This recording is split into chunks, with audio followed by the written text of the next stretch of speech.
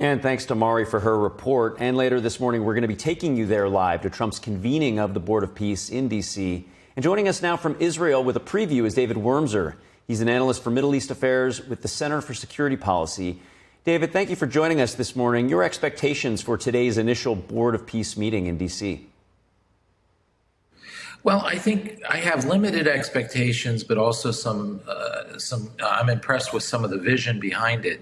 The vision is, of course, that he's creating a go-to body to get things done. Now, it's right now focused on Gaza, but I'm not sure that really is its ultimate focus. I think ultimately he's creating this structure to replace the UN, which actually, as I said, gets things done.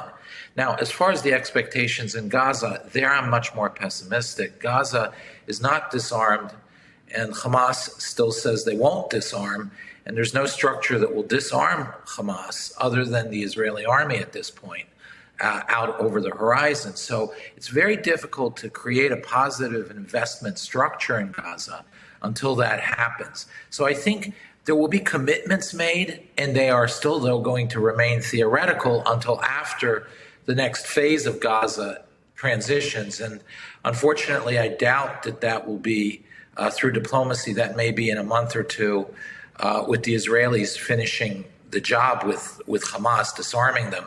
And then you can move to a fundamentally different circumstance. And then these pledges and this structure of bringing in nations to help police the area can start taking effect. David, can you go a level deeper on what's happening on the ground in Gaza and how long it might take for either Hamas to disarm, which you say likely won't happen, and the process whereby reconstruction can begin? Because the $5 million has been pledged. The plans look great, but of course there can't be any construction if it's then going to get, bombed after it starts. So what does that transition period look like, and how quickly can it happen? Yeah, I think the hope is that even in advance of disarming Hamas and this roughly 50% of the territory they still hold in Gaza, that you could begin on the Israeli side, the area that Israel is holding in Gaza, that other 50% of Gaza.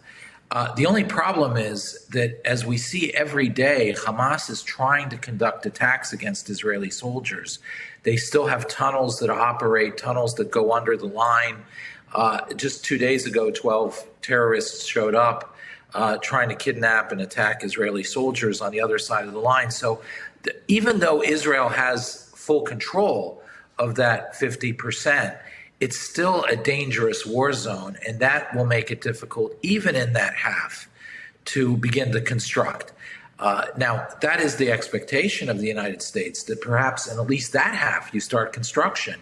And that then sends the signal to the Palestinians in the other half to really get rid of work with Israel, the United States, and this international body to get rid of Hamas, because they'll see what the other side is developing. But precisely for that reason, I think Hamas will make it a priority to hit and destabilize any project that gets underway on the Israeli side.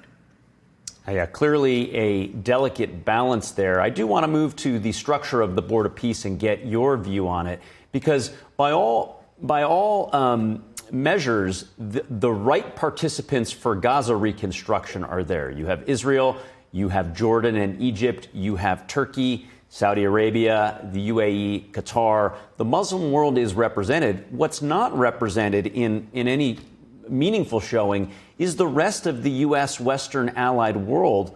What do you make of that? Well, we have an issue with the current European elite, especially the Western European elite, France, Britain, Germany, and so forth. There are a few Western European or European countries that are joining the board, but the Western Europeans are not.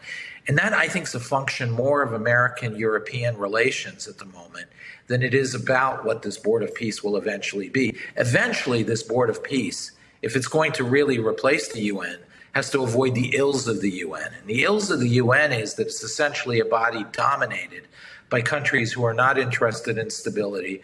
They vote in regional blocks, and you get all the wars of those regional blocks fought out in the politics of the UN, rather than the UN becoming a sort of a body of mutual meeting and a neutral ground. So the Board of Peace right now is, as I said, a go-to board to actually get something done in Gaza. And in that sense, once Hamas is disarmed, it could be an effective structure. And then over time, the Europeans will join. But ultimately, this board will have to include and ultimately be most represented by Western countries, because we're the ones who are advanced, we're the ones who have industry, and we're the ones who seek global stability and freedom. So it really won't work in the long run unless the Europeans are involved. And David, I only have 30 seconds, but I do want to get your quick take on the West Bank, the Palestinian Authority, and Fatah, and what's happening with that section of the Palestinian arm, because once reconstruction happens, you're going to see something quite different in Gaza, from my understanding of what's sort of left, from the Arafat days that continues through Abbas. The Palestinians have received more per capita aid than any other people on the face of the earth. It dwarfs any other people on the face of the earth. And unfortunately, the Palestinian Authority has not transitioned from sort of a liberation movement, revolutionary liberation movement, to an effective, efficient, and not corrupt government. So while there's some prosperity in the West Bank, because it's kind of the Wild West, there's no rules, no taxation, et cetera, that's effective, and lots of corruption, so some people are getting rich. Overall, it is still a dysfunctional structure, and dysfunctional structures ultimately will seek to, especially in the Middle East, will seek to externalize their dysfunction. So the Israelis are still sitting next to a volcano, and they know it. So I'm not sure that you're going to see tremendous development even there. You're going to see more of the same that you've seen over the last decade in the West Bank, in my view. So interesting. It'll be particularly interesting to see if that puts any pressure then on Fatah, if there is true progress in Gaza. A lot to look out for. Appreciate your analysis always. David Wurmser.